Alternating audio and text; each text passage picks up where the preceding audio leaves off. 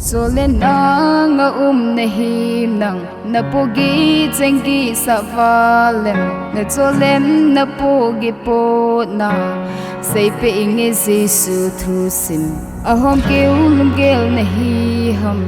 zumna nalon vusi dam na ngai tsegiu nahile say piingi Jesu thusim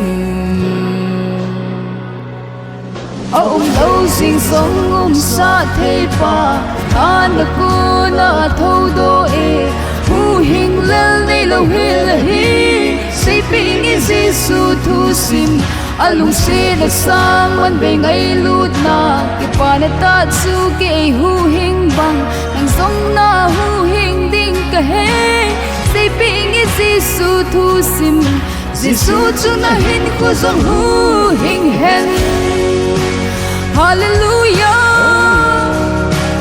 Hallelujah, Hallelujah, Amen, Amen. Koi hamin hi thi hulsi mo solo lung tu ka solo kum len ha chi sa mil sa thei say ping is Jesu thu sim ko kit a sim pha thei hi le na ti khan ku chi sa song nang din apalam ahenay say ping is Jesu thu sim lâu sinh sống sa thế pa han ku na thâu do e hu hình lel nei lo hi say ping is Jesu thu sim alung se na sang man be ngai lut na ke pa na ta chu ke hu hình bang ang song na hu hình ding ka he say ping is Jesu thu sim Jesu chu na hin ko zong hu hình hen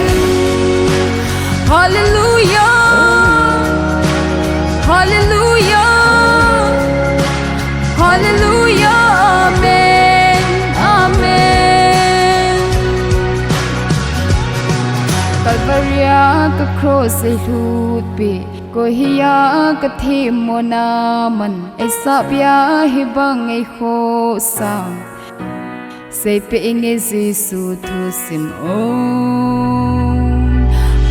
lâu sinh sống sa thế pa han ku na thâu do e hu hình lel nei lo hi say ping is Jesu thu sim alung se na sang man be ngai lut na ke pa na ta chu ke hu hình bang ang song na hu hình ding ka he say ping is Jesu thu sim Jesu chu na hin ko zong hu hình hen Hallelujah Hallelujah Hallelujah Amen Amen Hallelujah Hallelujah